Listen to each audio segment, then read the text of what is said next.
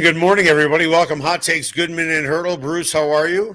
I'm well, Eric. I'm well. I mean, I'm scratching your back so you can scratch my back. Yep. But then I've got your back. Right. So you can have my back. Sound familiar? No. We're starting off with Sean Payton and Bo Nix today, which right. is the most I'll scratch your back, you'll scratch my back, I've got your back, you've got my back relationship that we've seen in a long while. I want to quote our friend Troy Rank in his column this morning, where he wrote about Sean Payton and said, he shields his quarterback from criticism to such a degree that it is weird. And I don't think I could have written it or said it better myself. It's a very symbiotic relationship that's very protective at its core. Yeah. And both of them protect the other. It's very interesting how Troy using the word weird. I don't know how I would typify it. Yeah. From the outside looking in, I can certainly see how someone might think that.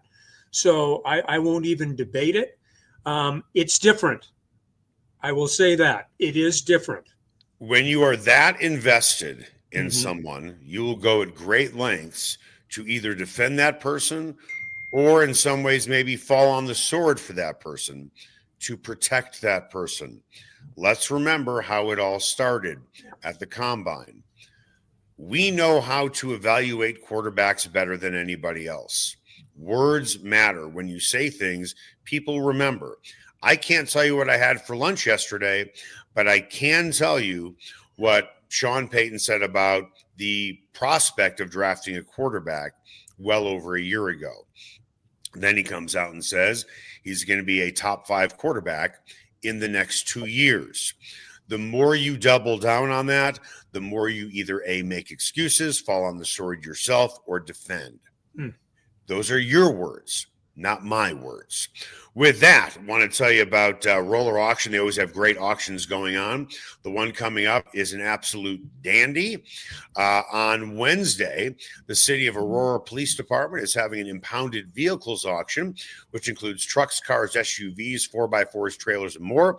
Online bidding has started at rollerauction.com. Get notifications about upcoming auctions at rollerauction.com. Get what you want at the price you want today at a Roller Auction. Time now for the lead. The lead is presented by Smokin' Dave's Barbecue. It is not just the best barbecue in town, it is one of the best restaurants in town. You can find Smokin' Dave's Barbecue off 36th and Pecos. I really wanted to start the show today with the Rockies probably hitting another milestone, not losing 9-0, but how often do you see in a box score where your number of hits equal your number of errors? 2 hits, 2 errors. But I digress, and let's move on. Sean Payton said at yesterday's press conference, I don't know how many games I've called, but that was one of those where I came away from it and said, man, I got to be a lot better. Payton has said that a few times now. I've been somewhat critical of him where he has said, I need to do better. And it felt like a throwaway line. Like, let me just get this out of the way. I'll say what you all want me to say. You've heard me say that before. Sure. Yeah. But does this comment from him feel a little bit different? I don't think either one of them had a particularly good day at the office. I think that was pretty evident to those of us that paid attention. I think that everyone is prone to that on occasion, especially in week 1. But I'm not trying to spin it, and I'm not trying to provide, a soft landing spot. They're accountable for their actions. And I think both of them take that accountability pretty seriously. I mean, I think certainly Bo does. I don't think there's any question that Sean does. Now it's week 2. The thought of in relation to the 4-week race to get to the quarter pole that Sean loves to talk about and that most people in the NFL like to talk about. You get a lot of guys saying, don't even talk to me about a football team until you get 4 weeks in. Then I can tell you pretty much what we have. I was watching something with Ricky Williams, the former Dolphins running back. He said the exact same thing yesterday. You hear it over and over again. So I take that, and it makes sense, really. If you stop to think about it, it makes sense. What is the level of improvement from week 1 to week 2 in a game where all of a sudden you're going to have to play considerably better than you did in week 1, even with the lockdown effort defensively? So it's on them. That's part of the accountability, and we're going to get to see that firsthand. I'm going to try and pull an analogy out of my ass here. Let's use baseball as our example. You have a manager talking about a starting pitcher and how mentally tough that starting pitcher is and how strong that pitcher is. And it's the 6th inning and the guy's struggling just a little bit. And the bases are loaded and there's 1 out and the guy's already given up more than a few runs, probably should be pulled from the game. But instead of the manager marching to the mound to talk to that pitcher, to probably and likely and should pull this guy out because he's not playing well, instead of doing what is right, he goes back to the things that he said and he tries to prove a point, which is, I'm going to show you how tough this guy is and how mentally strong he is. He's going to get out of this bases loaded jam. And then on the next pitch, the guy gives up a 4-run ding dong. Yeah. And that's Sean Payton. He is so eager to prop up. He is so eager to have Bo Nix look good because it makes him look good. So are you suggesting that he should have taken him out of the game on last Sunday? No. Okay, good. I'm not suggesting that one bit. No. I'm saying it's the mentality. When you say things like, my pitcher is mentally tough. He can get out of a jam like this. He's physically tough. He's not worn down. That when you say these things and you believe these things, sometimes you don't make the best decisions. What I am saying is this. I think he wanted to prop up Bo Nix and show everybody how much this guy improved during the offseason. And he did it by having him throw the ball 15 times in the opening 19 plays. I'm going to jam it down your throat and show you what Bo Nix is all about. And when he shows you, it's going to make me look good. It's going to make my predictions look good. And all of you will see. Instead, he sacrificed the offense because he wants his guy to be great. All of us want Bo Nix to be great. But when you talk about things publicly, it's permanent. It's out there and people remember it. I don't think that Sean Payton set up Bo Nix to succeed in that game early by having him pass the ball all the time. Quick yes or no. Is that a fair statement? Well, I mean, the results make it the answer obvious. Right. So he wanted to show off all the play designs, all the personnel packages. Let's throw the ball, roll right, roll left. He wants Bo Nix to. He's invested in his quarterback. I think he has trust. I think he had. I mean, they are certainly tied together. They're joined at the hip. If Bo Nix is great, does that fast track potentially Sean Payton to the Hall of Fame? He took a guy. If he's great, yes, absolutely. Yeah, no question. He is tied to his success. Yeah, I mean, with Drew Brees, he wasn't as tied to his success because he didn't draft Drew Brees. Yeah, but he was pretty tied. At the end of the day, those two are irrevocably I'm not debating that. Yeah. I'm not debating that. It's like adopting a child and having a biological child. Okay. I'm not saying one is more important than the other. What I am saying is Bo Nix is his natural born child. That's what he is. Drew Brees, he inherited through free agency. I think Sean has the ultimate belief in Bo Nix and the ultimate trust in Bo Nix. I agree. I'm not so sure. I'm not going to go so far as to say that he's worried about the reflection on him. Those types of things take care of themselves through shared success. And when he has the trust in a player, he is going to allow that player far more leeway. Now, when in the case of a quarterback, that's a little bit different because the quarterback touches the ball on every single play. So his performance or lack thereof at times, Mhm. is magnified greatly by those paying attention. But I don't think there's any question that Bo Nix, now 19 games into his career in the National Football League, has the complete trust of Sean Payton. He does. Perhaps, as you have pointed out, to a fault. And that's probably really at the root of this debate or this discussion. Is it to a fault right now? We're going to find out. Here's another way to put it, Bruce. If Jarrett Stidham was the starting quarterback last Sunday, they would not have thrown the ball 15 times in their opening 19 plays. He has faith in Bo Nix, which is great. Yep. Maybe too much faith in Bo Nix. The best way to help Bo Nix is to allow play action. By the second quarter, the Titans weren't biting on any of that play action. And Sean did not recognize that because he felt my guy is going to be a top 5 quarterback in the next 2 years and he'll figure it out. And he didn't figure it out. He didn't, but he wanted him to shine, yet actually hurt him. Sean Payton wanted Bo Nix to look great in the opener. And how do you make Bo Nix look great? Sling it all over the field. Yeah. But instead, he hurt Bo Nix's chances of becoming successful because they became predictable. Which I think in a roundabout way, or maybe even a semi-direct way, that might be an oxymoron. But anyway, I think they've admitted that, haven't they? Yeah. I think both have admitted that pretty clearly. And now the question is how do they move on in terms of, you know what? It's not always the game plan because, as you know, game plans can change once you get into the flow of a game. Adjustments happen play by play in the National Football League. Let me give you a good example of that, Bruce. Sure. Okay. When Mike Shanahan coached, he had his first 15 plays scripted. Yep. He was a pretty good coach. Do you think that Sean Payton scripted his first 19 plays with 15 pass plays? Doubt it.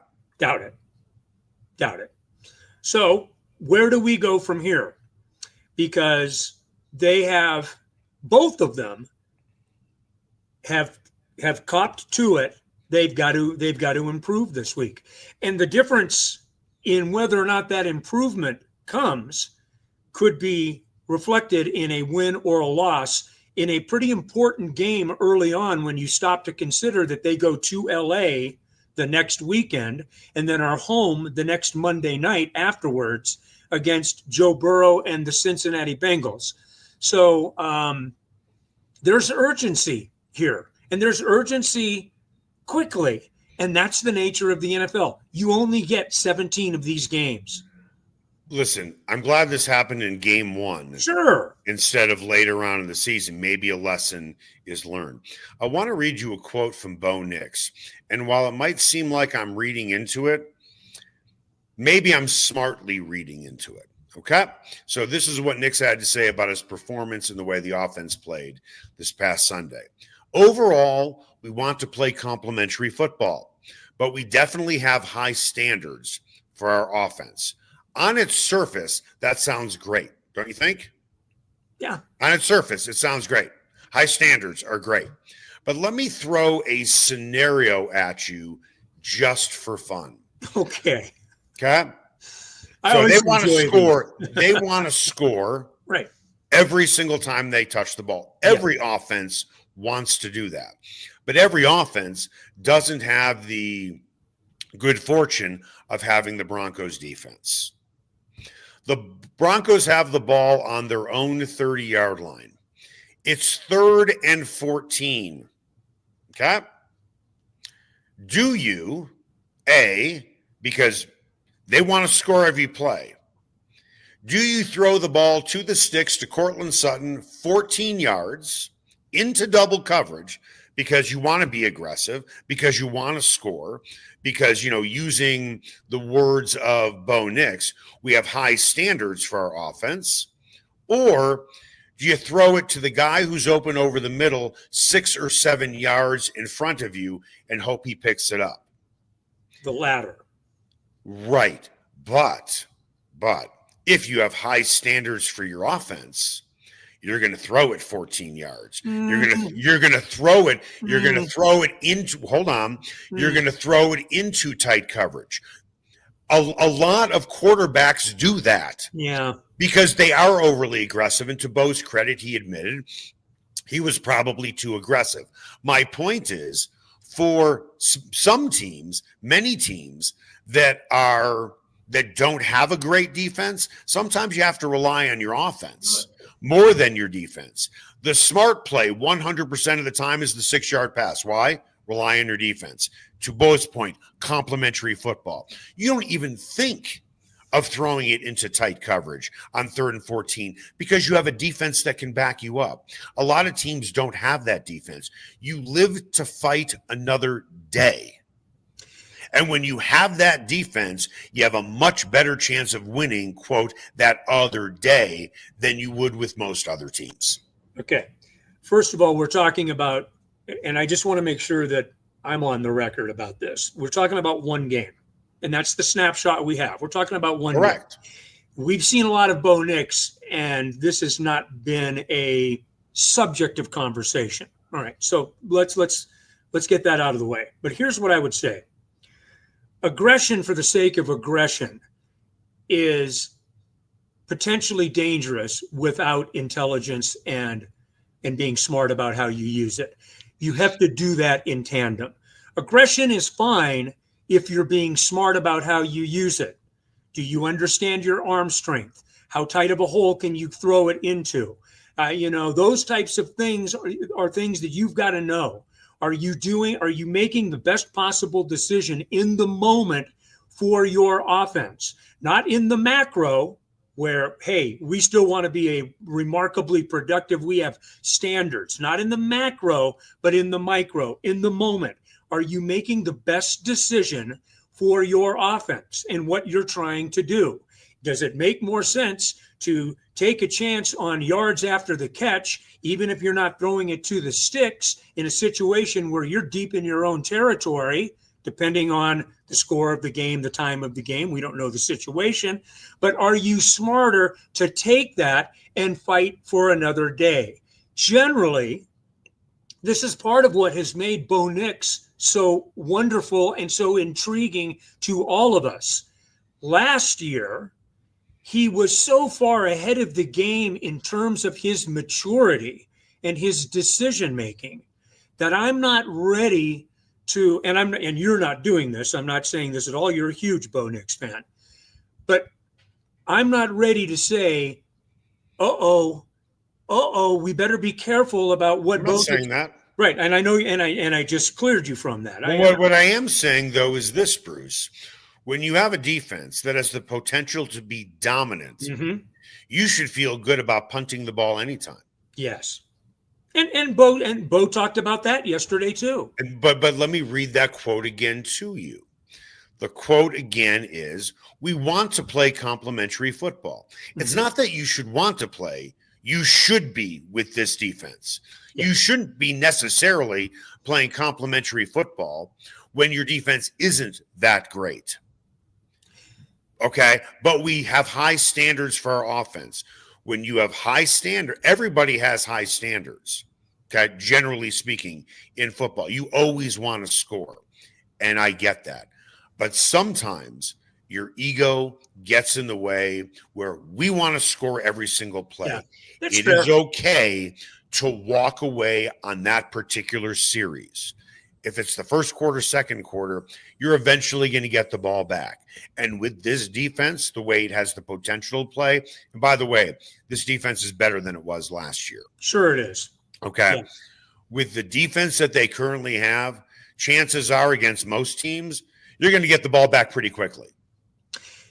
The one thing relative to that I would say is that both on Sunday and again yesterday, he talked about you can't put, even with our defense, you can't put them in bad positions. You can't keep asking them to do things in bad positions. I think he understands his responsibility as it relates. Now it's a question of executing, and he's going to have to do it in a much more difficult situation with the challenges of communication and noise and all of the things that come with it coming up on Sunday. I think Bo Nix and Sean Payton both understand they've got to take a pretty good step forward this week with the offense in a situation where, boy, you'd sure like to get off to a 2-0 start, considering that the next two games you got to play. Do you think that Sean has basically telegraphed his scripted 15 plays for Sunday? We need to run the ball more. We need to run the ball better. Gary Kubiak used to famously say after games, we forgot to run the ball more. Yeah, he sure did. You're the guy calling the fucking plays. Yeah. What do you mean you forgot? Well, it shows you about the rhythm of a game, doesn't it? I mean, Kubes was about as, when he said something, it was like, okay, good. He just jumped exactly how high we asked him to jump. Right. He gives you the information and you can write it down. I think that even Sean, who I consider to be pass happy, he loves to throw the football. And we've said this. That's fine. I don't have a problem with that. It's not fine. It's not fine with this defense for a couple of reasons. One, when you have a potentially dominant defense, a quick 3 and out tires out a potential dominant defense. Yeah. That is complementary football. Yes. Listen, let's look at some of the great quarterbacks and great offenses that never won Super Bowls. Okay.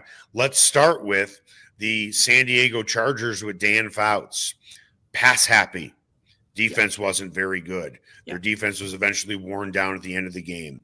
Dan Marino never really had a great running back.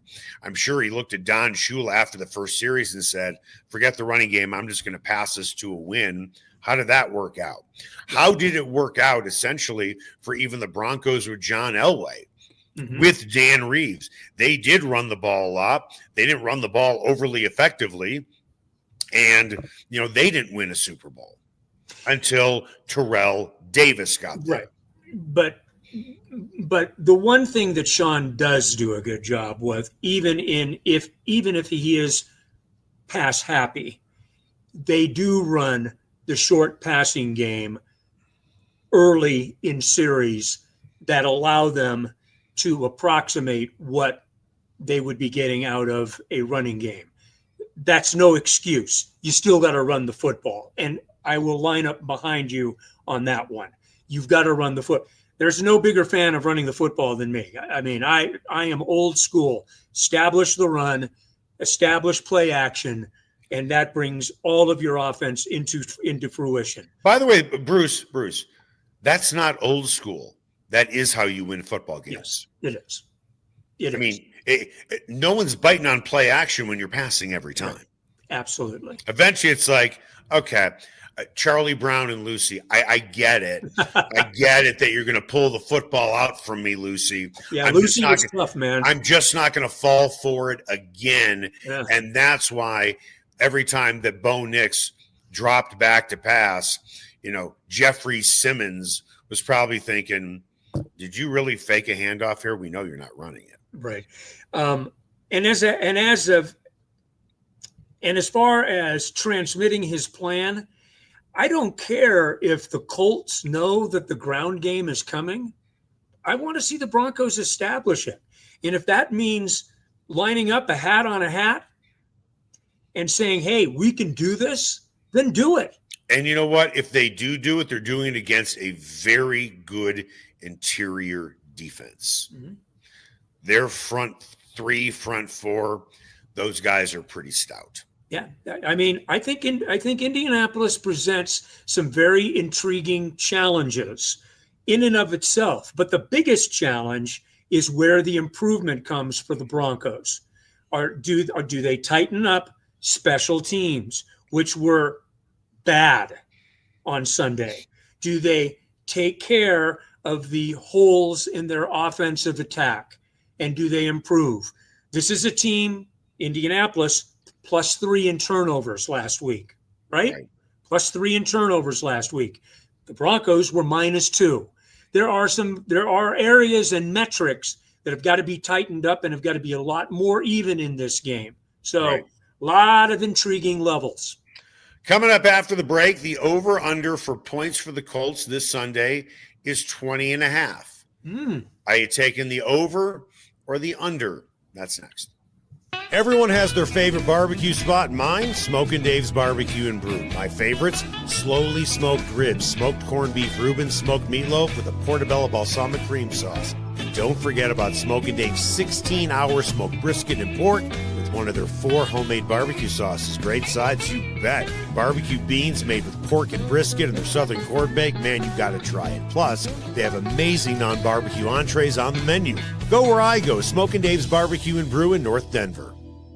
Ferguson's Heating and Cooling is the best in Denver, and their customers agree. Ferguson's has 165 5-star Google reviews, and here's one from Betsy. Highly professional, prompt, and honest.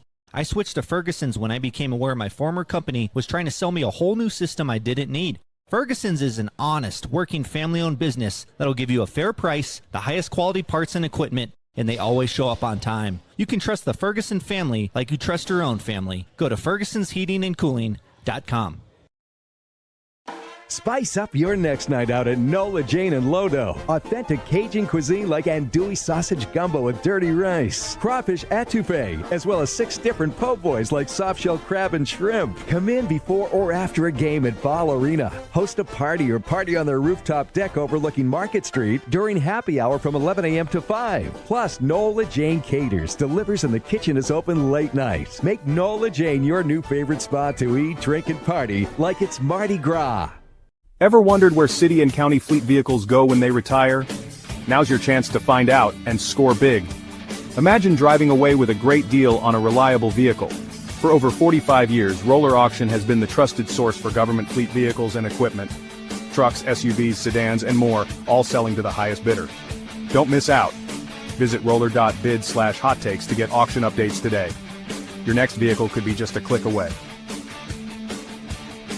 Everyone has their favorite sports bar. Mine, the Sportsbook Bar and Grill in Highlands Ranch in the DTC. Both locations are everything a sports bar should be. An upscale menu with 12 different burgers, outstanding wings, and my favorite, the Philly cheesesteak egg rolls. They've got every game on the NFL Sunday Ticket, MLB Extra Innings, NHL Center Ice, NBA League Pass, plus soccer, rugby, and UFC. Sportsbook is a hangout bar or great for private parties. The Sportsbook Bar and Grill in Highlands Ranch, the DTC, and coming soon to Parker. They are the sports bar. Sasquatch and Wildcard Casinos in Black Hawk have another incredible promotion. They'll be giving away a Ford Maverick Tremor truck or over $25,000 in cash the weekend of October 24th. Daily cash drawings are every 45 minutes between 10 a.m. and midnight.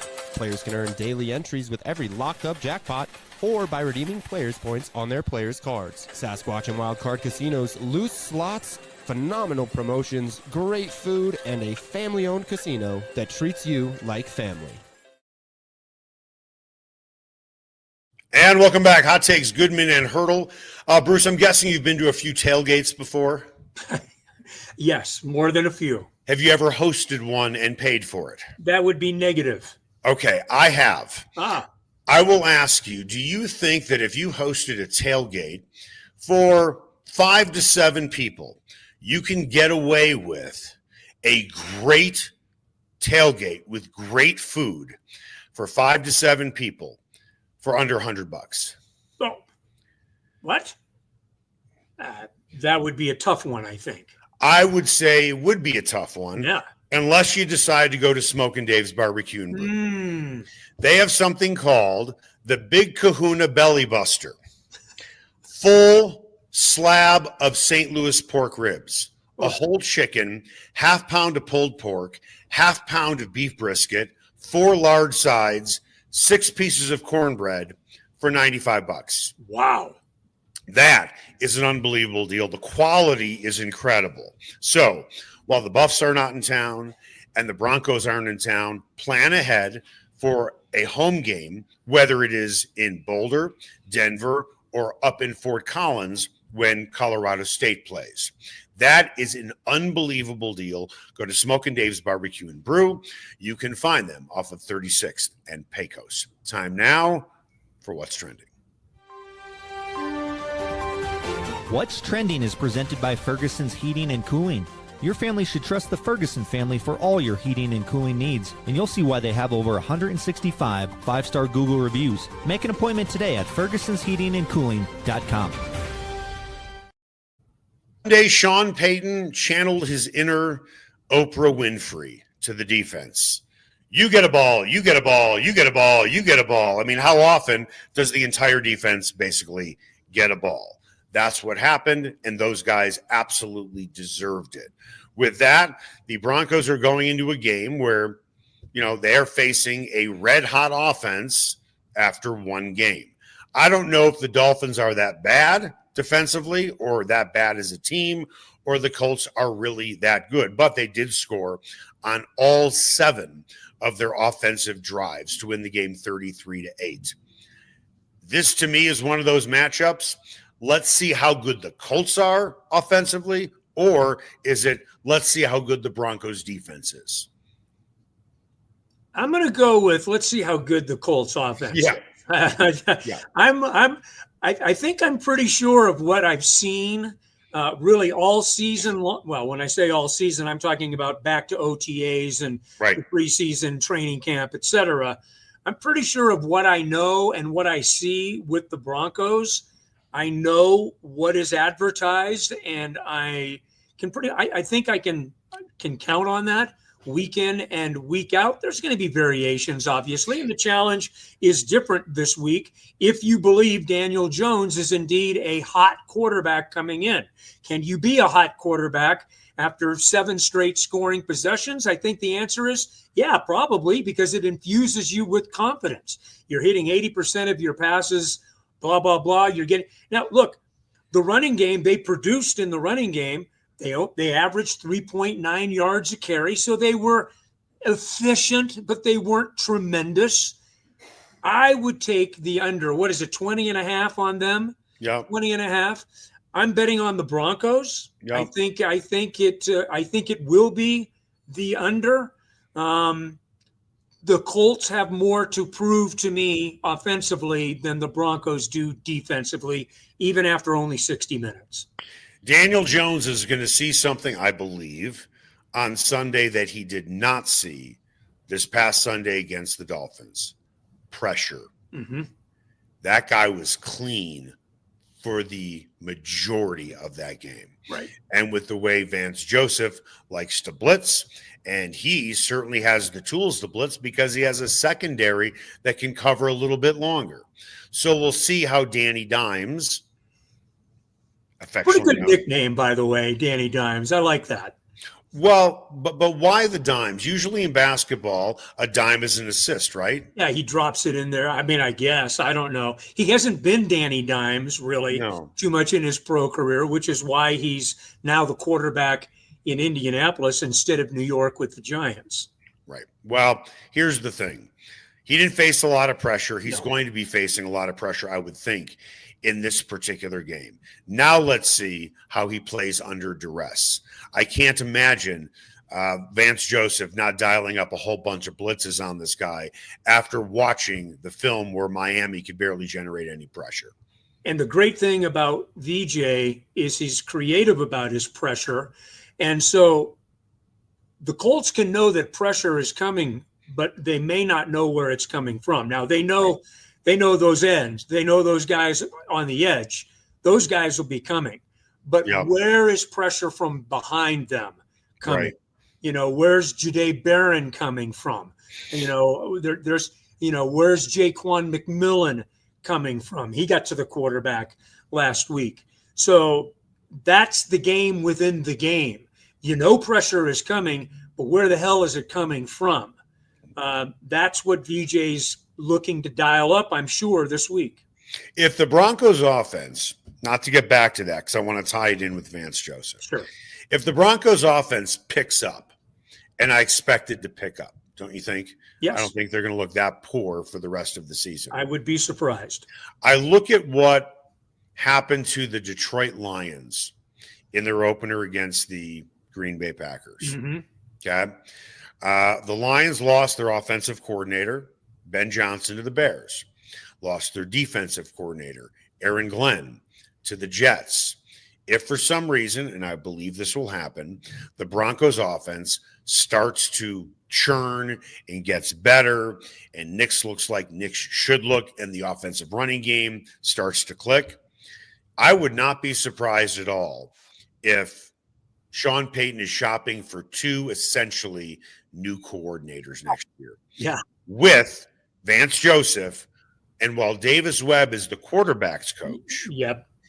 I think he will be, even if the offense doesn't play great this year, he is so highly thought of. Yep. I can't imagine a team not offering him a job to be an offensive coordinator.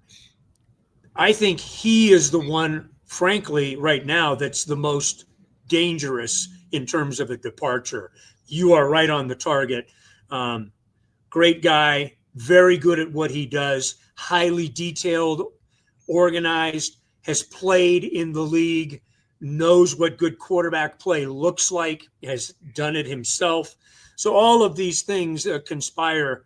Not to mention, Sean lost 3 or 4 coaches this last year. Yep. Right? So, I mean, it makes sense that that would probably happen. VJ, certainly, if he has a top defense, and he's such a face of calm, man. I love the way that VJ has continued to evolve. I look forward to, for most of us in the media, the Thursday edition with the coordinators is a little, I don't want to dismiss it, but it's a little bit of a throwaway day. You're not hearing from the head coach. You're not hearing from the quarterback. I mean, but I like that day because I do think that you get really good nuggets. You really can get them from all 3 of those guys. But VJ in particular has got such a thoughtful demeanor about him, and the way that he answers questions, he to me has head coach written all over him again. I don't think he got a fair shake his first time. I would agree. For reasons that you and I have talked about over the course of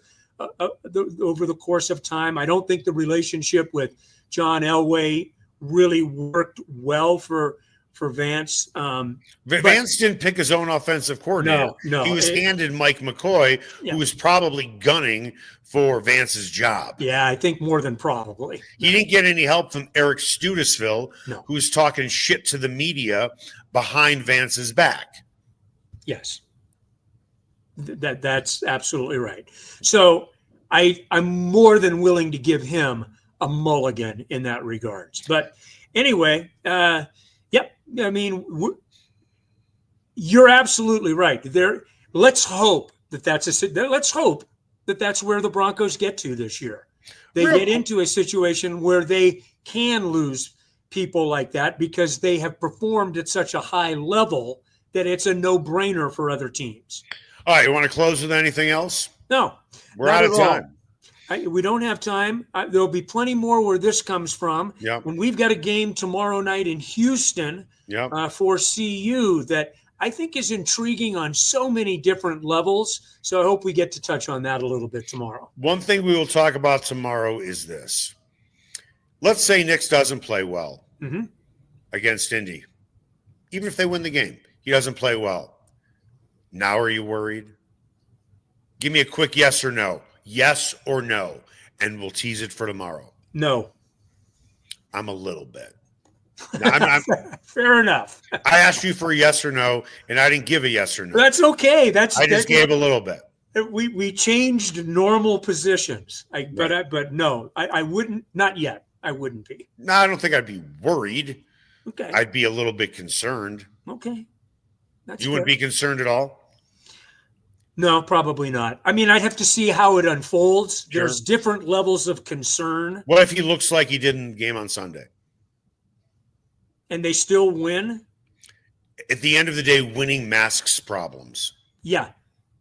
But it also helps change my perspective because if you're 2-0, I mean, I think the leash is different than if you're 1-1 or 0-2.